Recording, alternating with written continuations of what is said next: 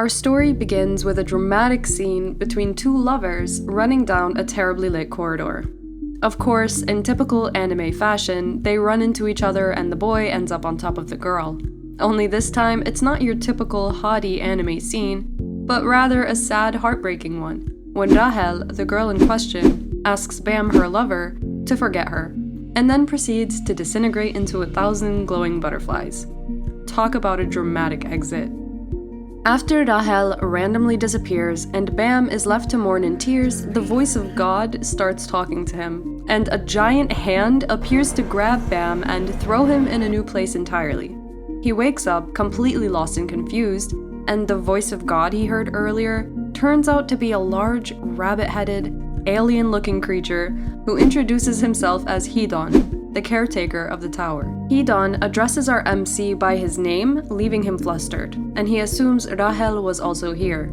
The rabbit very creepily smirks and teases Bam that if he wants answers, he'll need to ascend the tower and reach the top. But of course, there's a catch. He has to pass a seemingly impossible test, breaking a black ball in a cage filled with water while avoiding a monstrous-sized white eel.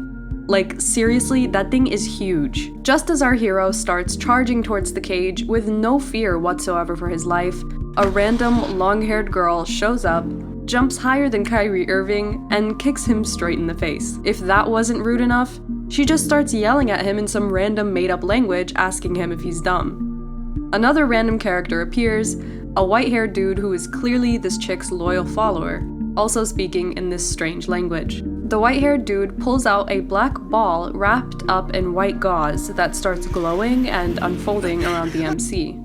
Apparently, this magic allows Bam to understand their language, and is only one of many powers this ball, called a pocket, has. Anyway, our new girl is totally not in the mood to deal with our MC, who is clearly a weak amateur, and she calls him irregular. Basically, someone who isn't really supposed to even be in the tower, but somehow still is. We find out soon enough that the new girl is actually Princess Yuri of Zahat, and that the king, her father, would execute her if he found out she was involving herself with an irregular. She suddenly shows concern for Bam, who she thinks is quite cute, and asks the caretaker to give him an easier test since he looks so weak, but of course, Hidon refuses. He does, however, suggest to Princess Yuri to lend Bam the Black March. The Black March is a legendary sword that changes based on its wielder. Apparently, only princesses of Zahad can make it reveal its sword form, while it just turns into useless iron for others. She agrees, saying she's giving it to him because he has a cute face, pretty people privilege, I guess, and he reluctantly accepts. And surprise, surprise, it remains a sword. So I guess this makes Bam a princess? Anyway, our MC goes in with confidence, only to be eaten by the eel in half a second. Kind of an embarrassing way to die. The others continue to watch. Yuri completely loses it because she'd rather not just sit and watch someone die. But turns out this was the right move to take by our MC, who hurts the eel from inside, making it spit him back out. It also turns out the eel wasn't even the test. It was the seemingly impossible black ball that was the problem after all. Bam doesn't care though, and continuously strikes the ball with his sword, triggering a flashback to the time he and Rahel first met. This fuels his conviction even more, and he relentlessly strikes again and again. Unfortunately, this angers the eel, who comes back for round 2, and the white-haired dude, who we finally find out is Evan, yells in panic for Bam to speak to the sword and ask it to lend him its strength. He does so, and finally manages to break the ball, which causes an epilepsy-triggering level of blinding light to emerge, which completely yeets the eel and brings forth a beautiful, floating, blonde-haired woman who is the human form of the sword. She asks Bam if he wants her strength to reach the top of the tower, and he answers that he could care less about the tower and just wants to see Rahel again. She then calls him boring, but apparently she also finds him cute, so she agrees to lend him her strength after all, which totally pisses off Princess Yuri since the sword never did that for her. Imagine your own sword being sexist. Our MC and the sword woman then proceed to hug each other closely until they disappear in a black flash, and Hidon explains that they've moved on to the next floor. Yuri says her and Evan need to go after him, and Hidon stays behind to mercilessly destroy the eel, while of course adding how interested he's in to see where this all will lead. As the sword woman and Bam are ascending to the next floor in a rainbow-colored dimension, she explains some things to Bam about how his relationship with Rahel won't be the same anymore. But he's sleeping anyway, so it's honestly kind of a waste of her own breath.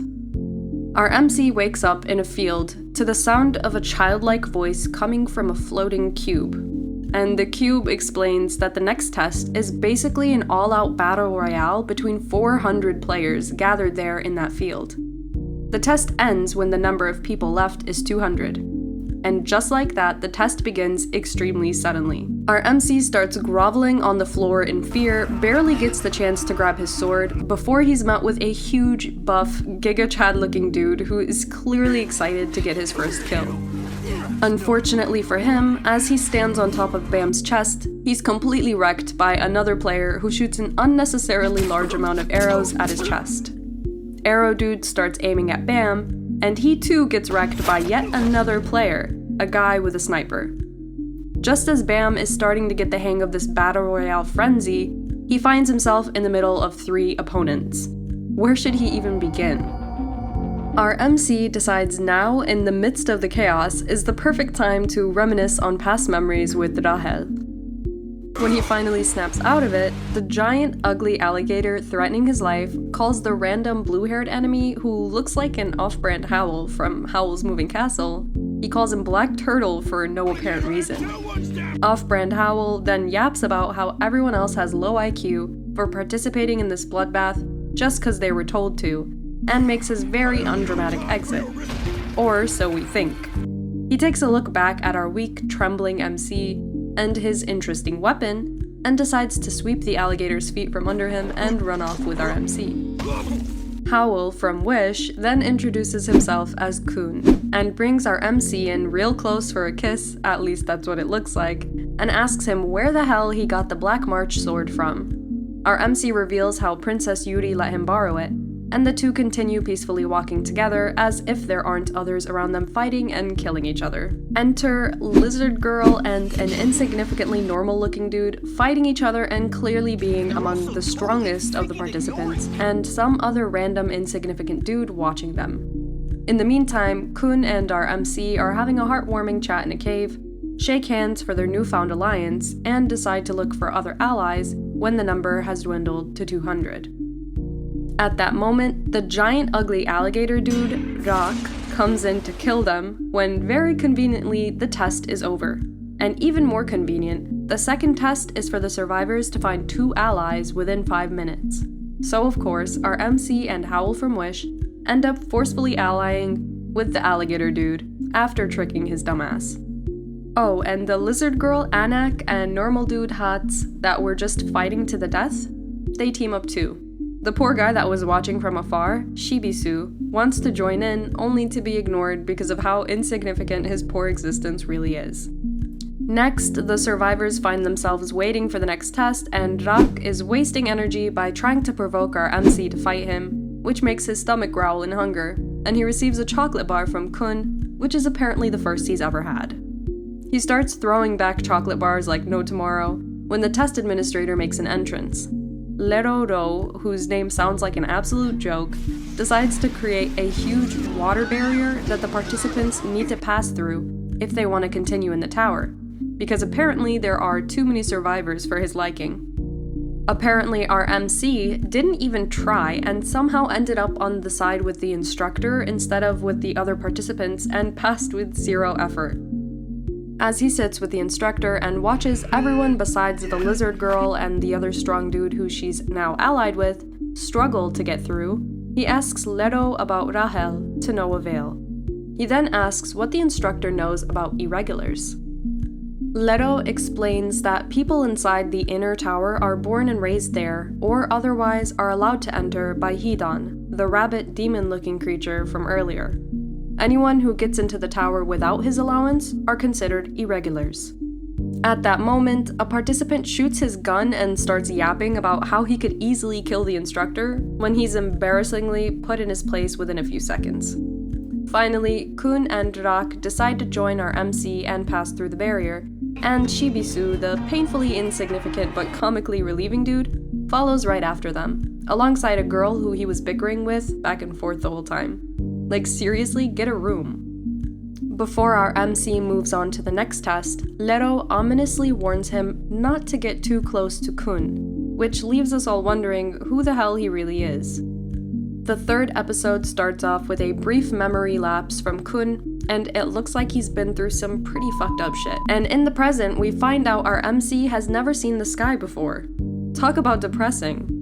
Rak finds it hilarious and laughs his butt off, while Kun explains to the MC that what he's seeing is only a fake version of the sky, and that he himself doesn't believe a real sky exists. Just then, there's a loud scream coming from somewhere nearby, making the participants nervous as they don't know what to expect in the next test. A creepy, pink-faced, pear-shaped creature gives the MC a hint about the next test, saying that time is an important factor. Kun really doesn't like this creature though and calls him a fluorescent paper bag, saying he doesn't exactly trust him. The plastic bag decides to roast Kun back and brings up some of his dark past. Seriously, a petty move by Mr. Plastic Bag. Although Kun tackles the plastic bag down and is about to slash his head off, he decides he's not worth it, and their team is called to enter the test room.